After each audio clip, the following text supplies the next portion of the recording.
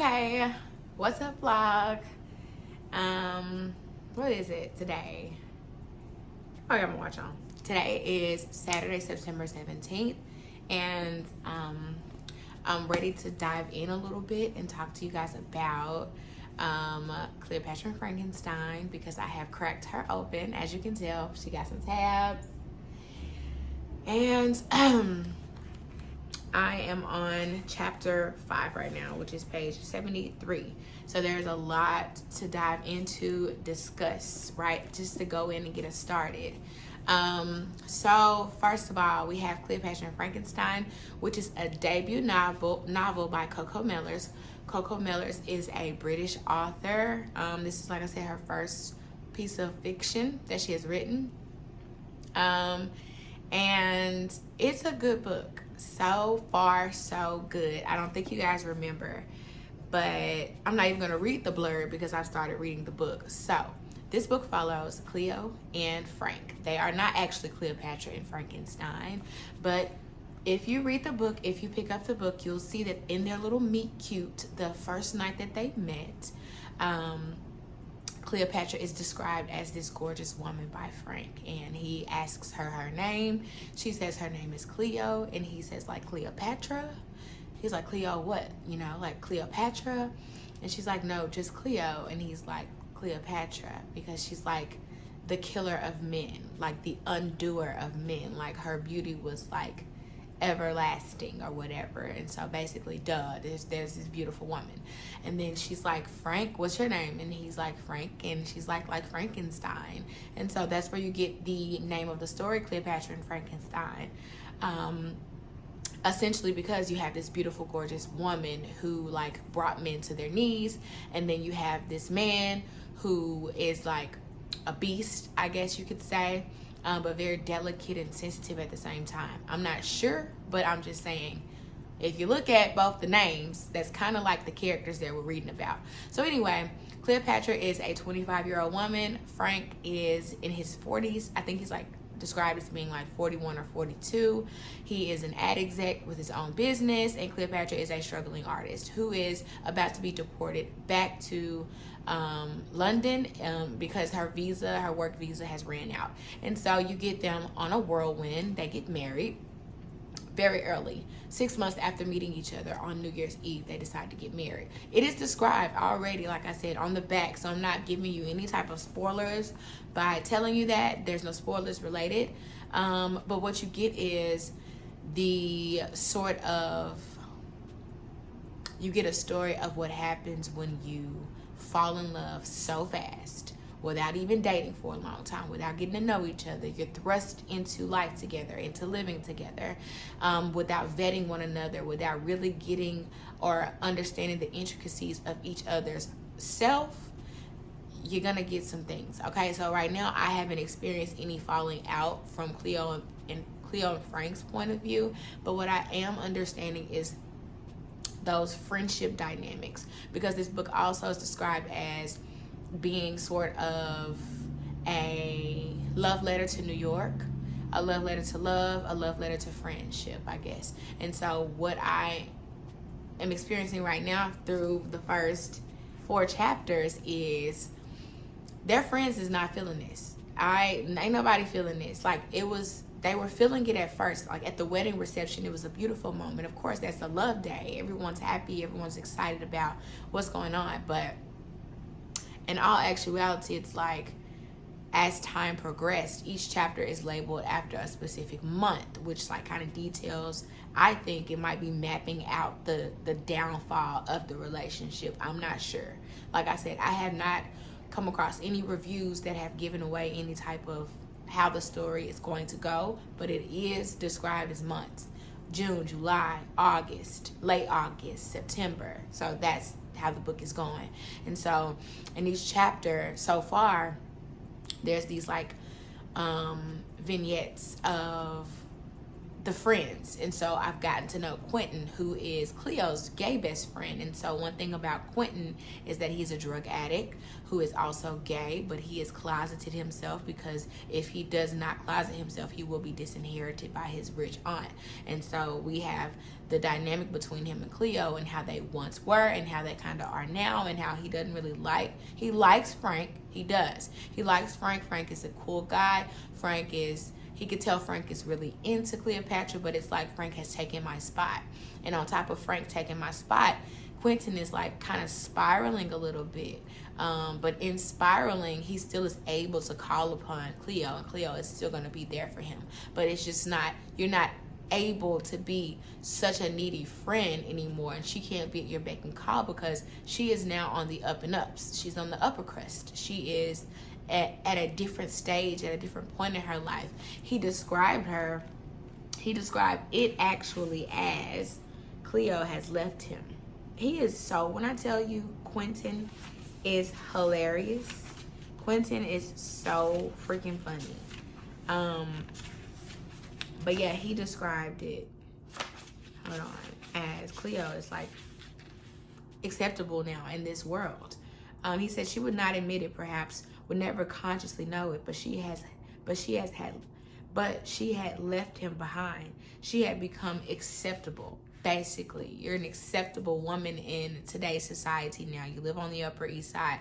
Although Quentin is living a rich lifestyle, don't get me wrong, he still knows that it's afforded by his aunt versus being married into money and like someone religiously having to take care of you now, and who loves you in spite of everything, in spite of you being this broke, struggling, starving artist. You are still so gorgeously beautiful, and someone has fallen in love with you and wants to take care of you.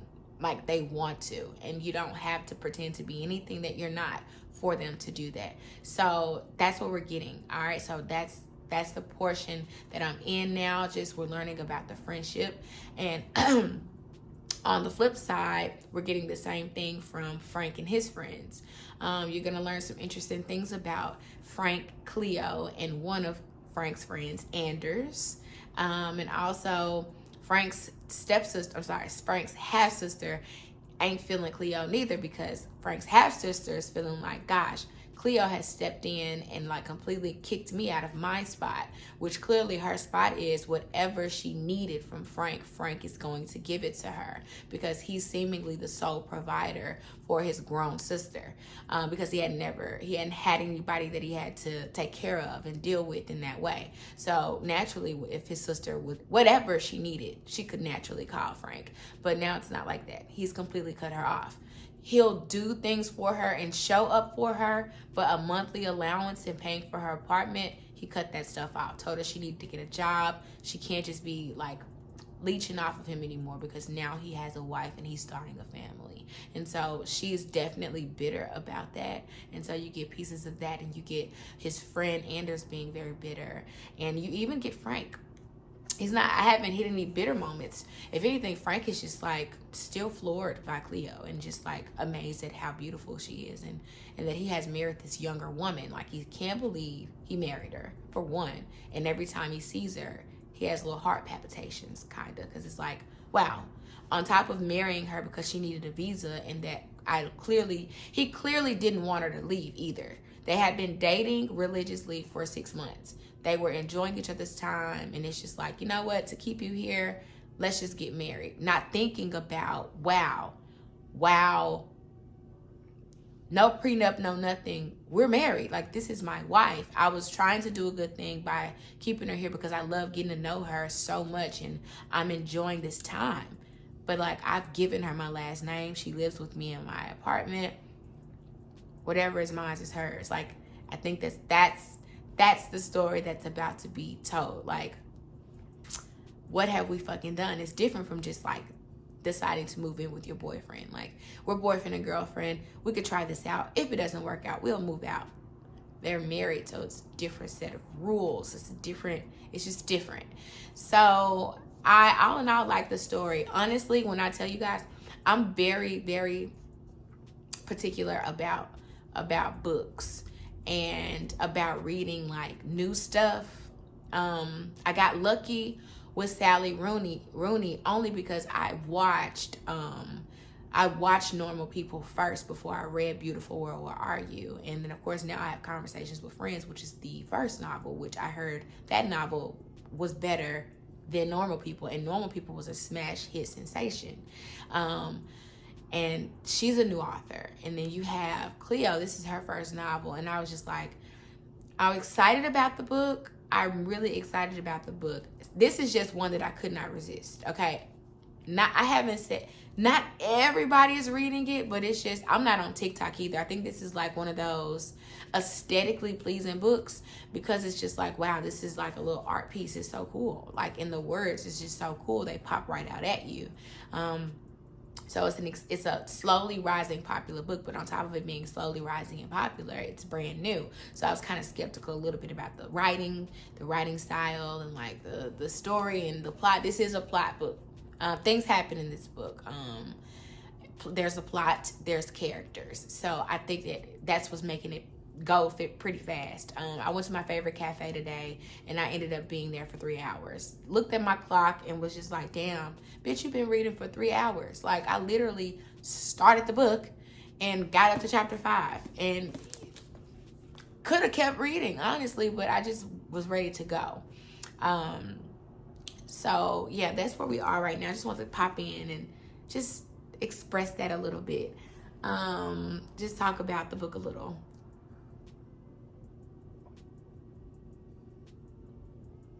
I'm drinking a dessert wine, drinking Cupcake Moscato. Yeah, so I'm just drinking the Cupcake Moscato. I'm about to sit here on the couch and read some more, but I just wanted to come pop in and do a little intro. I haven't done a proper intro. There is going to be just like a little montage of what I've done today.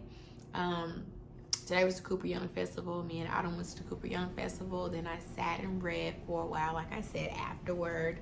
And now I'm home, and it's 8 o'clock, and I'm home alone, and I'm going to spend my time here reading some more. I like the book so far. The writing is very funny. There are some super funny parts. I have to say, Coco Miller's is a funny girl. Clearly, she is like warped with a sense of humor. Typically, most beautiful girls are funny. The ones who don't really care about their looks like that. And Coco Miller's is a really gorgeous. That's another thing that made me be like, this is a fucking model. What does she know about writing? Like, I looked her up to see what she looked like, and she's fucking gorgeous. You know, the quintessential blue-eyed blonde hair, except she's not American, which I think is very cool. And she's young and funky and married and just really pretty. And yeah, and I really like the book. So far, so freaking good. Cleopatra and Frankenstein got 1 thumb up. It'll get 2 at the end if it's like good. But it is described as being tender and devastating and funny. So if you know anything about Cleopatra, if you know anything about Frankenstein, don't now one of them, I think, end up with anybody in the end. So I think that they might divorce. I think they might. If they don't get divorced, yeah, it's definitely the months. It's written in month form. I'm scared to open it back up because I feel like I'm gonna read it all night. But anyway, it's 370 pages, so I have about 300 pages left. I'll give you guys an update, of course, when it's time for an update. So yeah, I hope you're, whatever you're doing at this particular moment in the video, I hope you're enjoying it. And yeah, I'll see you guys in the next clip.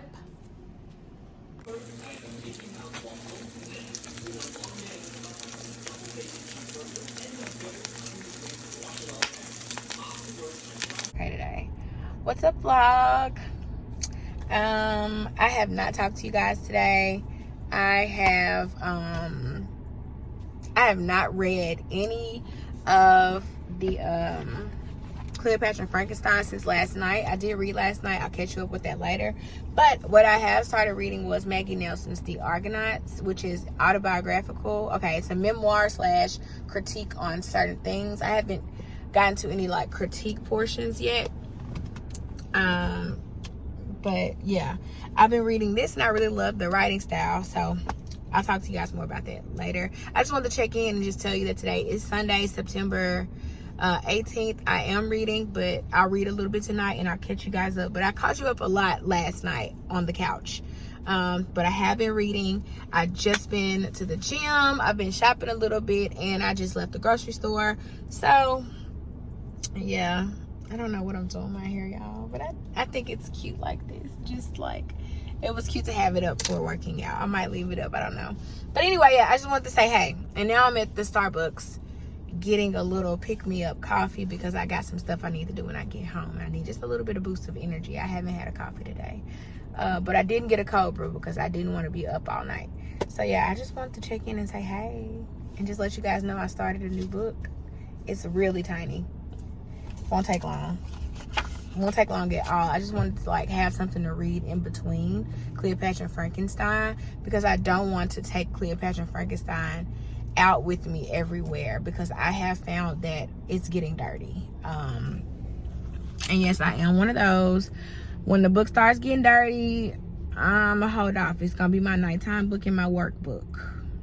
But I'm not taking it out nowhere else. So I wanted to take this on a spin, which I did check this out from the library because I know nothing about Maggie Nelson.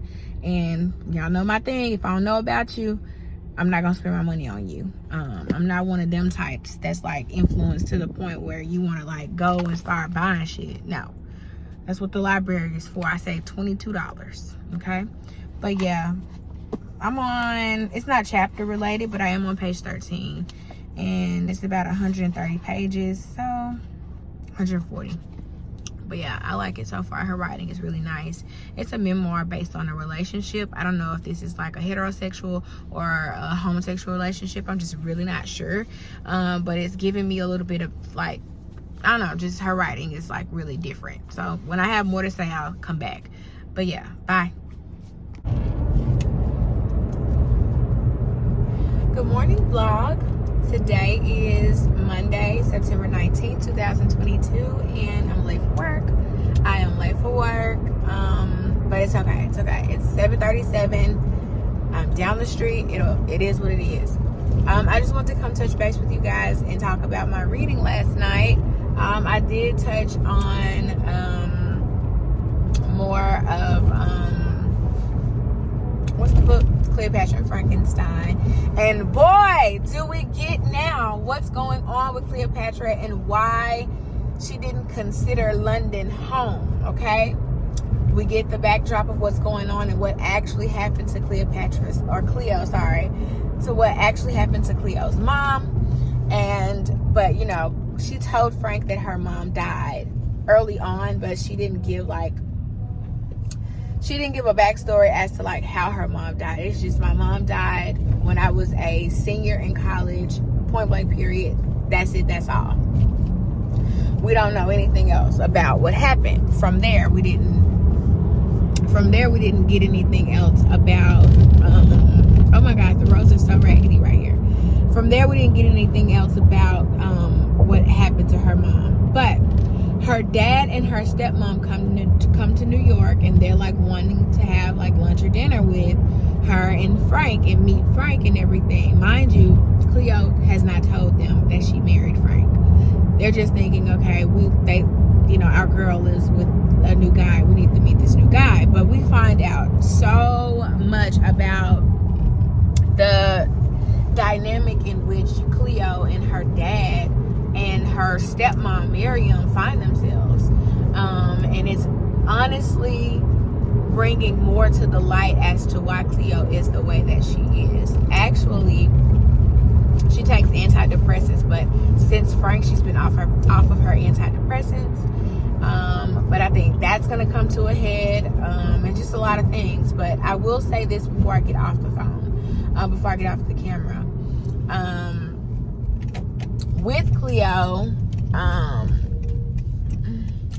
just turned. with Frank finally meeting Cleo's parents, he realizes some things also. And so you get another little piece of how Cleo and Frank's dynamic is between one another, and how he like literally is riding for her in every sense of the word. Like, he's like going hard for Cleo because he realizes that her father is like really kind of fucked up and is like spineless and like doesn't have a set of balls.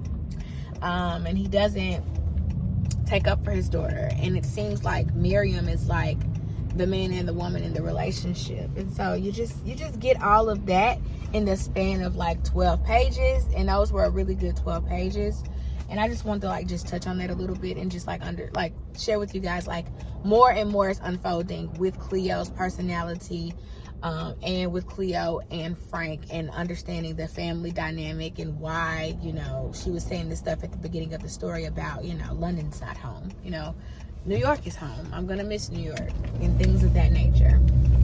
So I just wanted to come in and just like talk about that a little bit. Also, I'm still reading the Argonauts, and the Argonauts is very good. Right now I'm getting into the bits about Maggie, and talking about her body and how her body changes during pregnancy, and how pregnancy in her opinion is a genderless type of thing, or just like I'm understanding her writing. Like I said, this is my first Maggie Nelson, so I'm still trying to figure her out. I might watch a couple of interviews just to figure out what the fuck it is I'm actually reading, but all in all, it's still good. So when I have more, I'll share more. I've made it to work now, so I guess I'll talk to you guys later. Bye.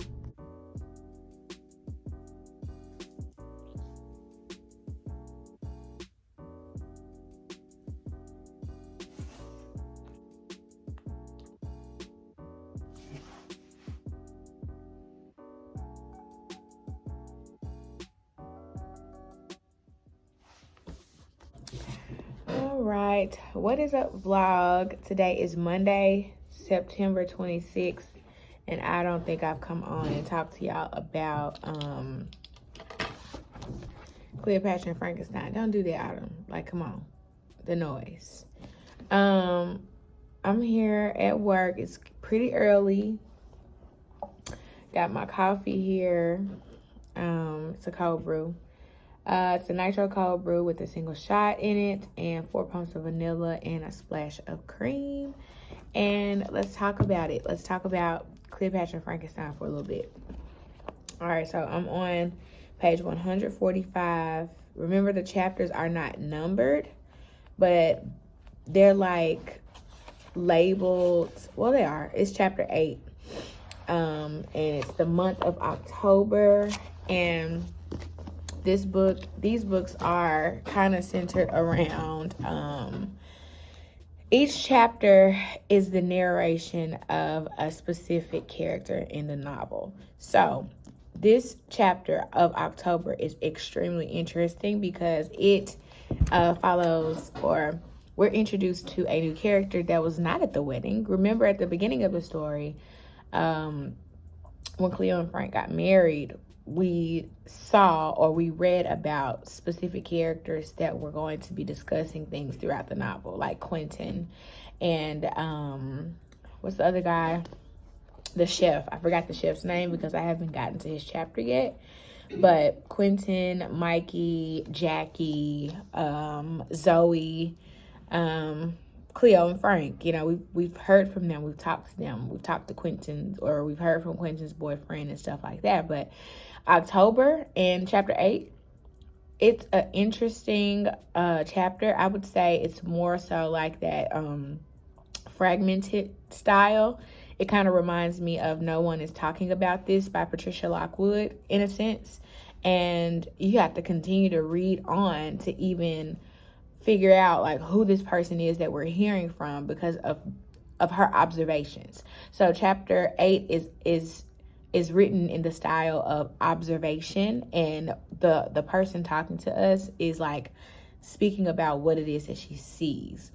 And then we finally get her name when her mom is calling for her, and her mom calls her Ellie. And then we get her real name when Jackie is like, what do you want me to call you? And she's like, my mom calls me Ellie. My ex called me Nor.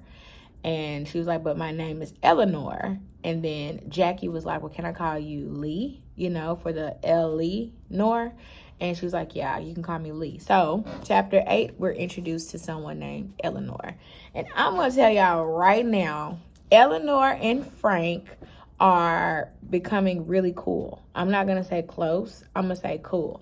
So I think that this is going to be like a female character who is going to be introduced into the story to kind of like give insight maybe to Frank's relationship with Cleo, and maybe she'll be like that close friend that Cleo has. Cleo has a male close friend, even though he is gay. Quentin is her friend.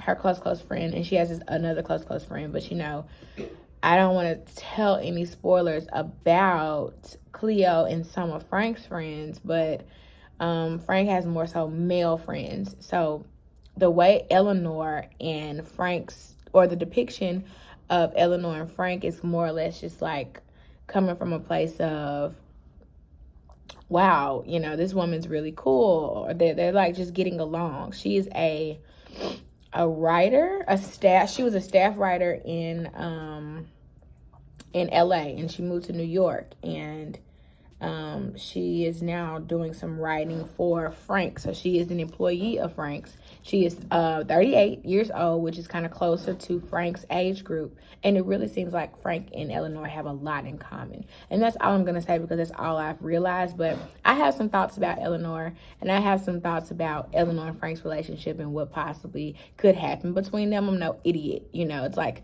she's being introduced at the perfect time in the novel, because we're coming off of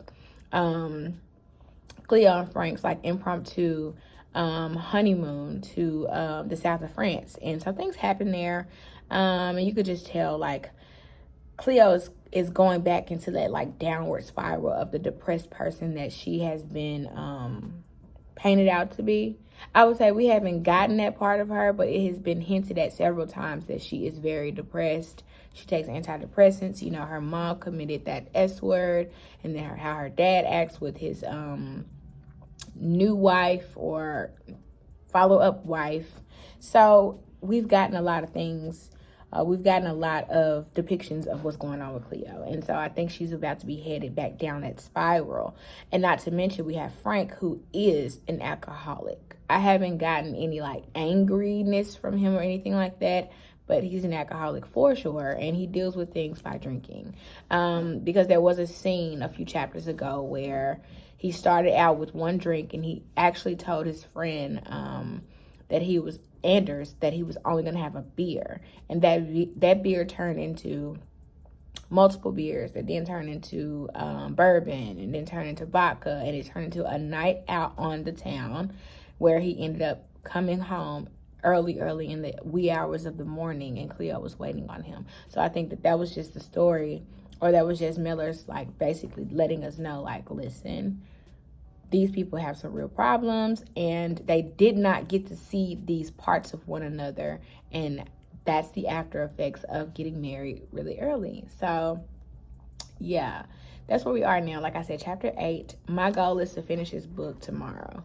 I had given myself those kind of like impromptu goals, but I have some copies. I have some library books out that I really want to get to. Like, I'm still budding in and out of the Argonauts. I kind of fell out of love with it because it is like a book on criticism and semi-memoir, but I feel like you should already be interested in that person to even want to read a memoir from them. That's just my take on things. I don't know. It's just not really seeming like it's for me. And that's a part of taking recommendations from people.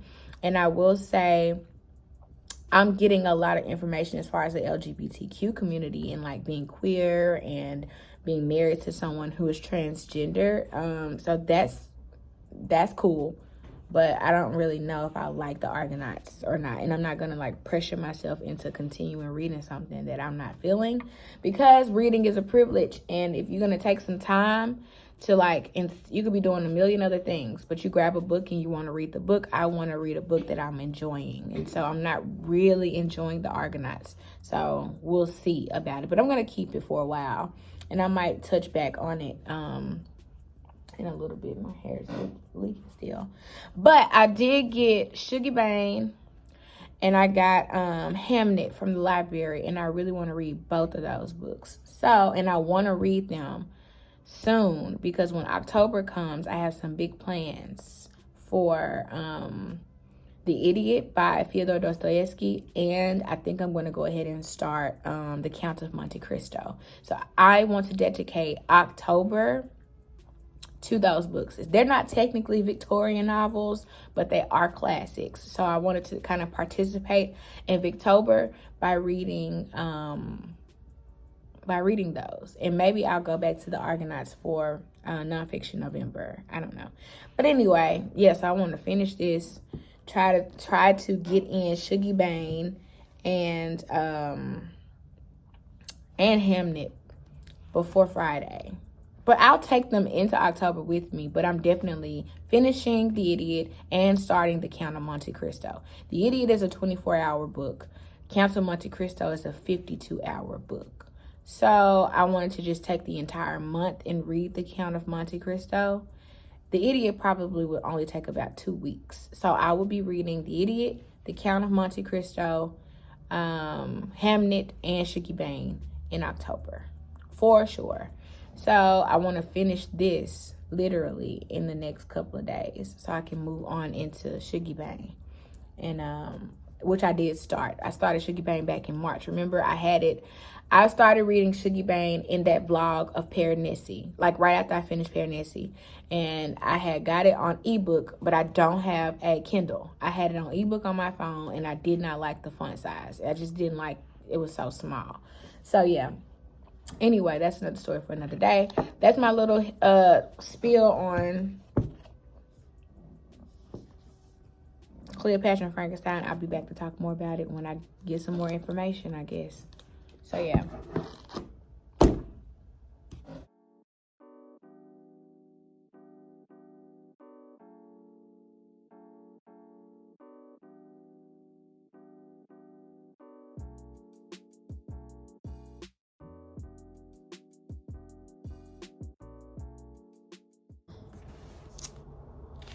What's up, vlog?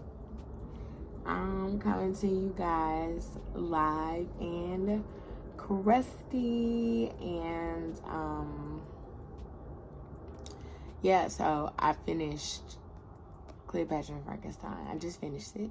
Today is Friday, September 30th. It is the last day of September, and remember, I wanted to finish this book. I wanted to finish this book before October 1st, which is in the morning. And so I did. I just laid here and I just thugged it out and finished it. And I'm gonna tell y'all something. This book is extremely underwhelming towards the end. Okay. After like chapter 15, it fell completely flat to me, and it felt very, very rushed. I felt like the editors and maybe like mailers could have like maybe sat with the book a little bit longer, like rearranged some things, fleshed out a few more characters, and I'm being completely honest. From Frank to Quentin to Cleo, just certain characters fell really fucking flat. And honestly, even my favorite character is Eleanor. We only get Eleanor's perspective maybe 3 times. I think maybe twice. 2 or 3 times throughout the novel, and it's just like, it's just not enough. It just wasn't enough. It just felt very flat for me. That's why I knew it was something keeping me from this book, because the last time I talked to you guys about this book was Monday when I was at work. And I was loving it on Monday. We were getting a lot of things. I was understanding a lot more about Cleo and getting a little bit understanding about Frank. And to be quite honest with you, even like the idea that Frank is an alcoholic isn't even flushed out enough. The idea that Cleo is a depressed woman isn't flushed out enough. That certain friends are having these issues. It's just, I think the book tried to focus too much on weaving together a like completely supreme narrative through the voices of multiple narrators, when really she could have done a better job just focusing in on Cleo and Frank's point of view, with hints of Eleanor and Quentin and Santiago and Anders throughout, instead of chapters being primarily devoted to the perspective of these characters. And that's why the book fell flat, because it just was a lot of interesting themes present in the novel, to the point where I feel like this could have been a 5-star read, but it's definitely a 3-star. 3 stars. I give this book a 3-star. I think it's worth the read, but it starts to really, really drag around chapter 15. Yeah, so I don't want to say too much about it to give a lot, to give it away, but yeah, characters could have been fleshed out a little bit more. I don't want to say anything else about it. I would love for someone to talk with me in the comments. No one talks to me in my comments. Subscribe to my channel also if you want to like hear more about what I think about books.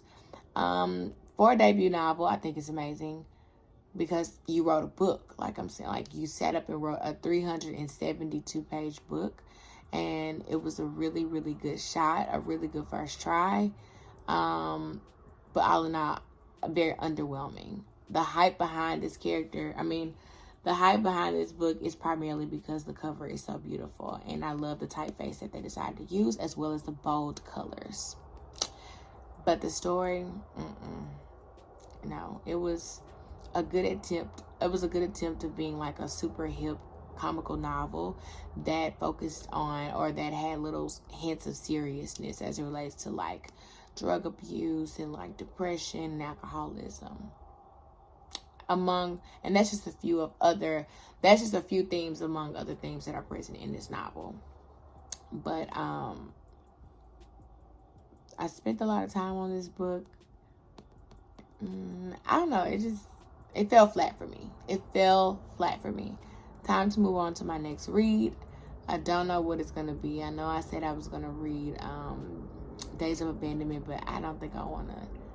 I think I want to give it a complete reread instead of picking up where I left off. Although I do remember that book vividly, I don't think I'm ready. Tomorrow's October 1st. Remember, I want to read my 2 library books, Sugar Bane and Hamnet, as well as starting The Count of Monte Cristo and finishing The Idiot by Fyodor Dostoevsky.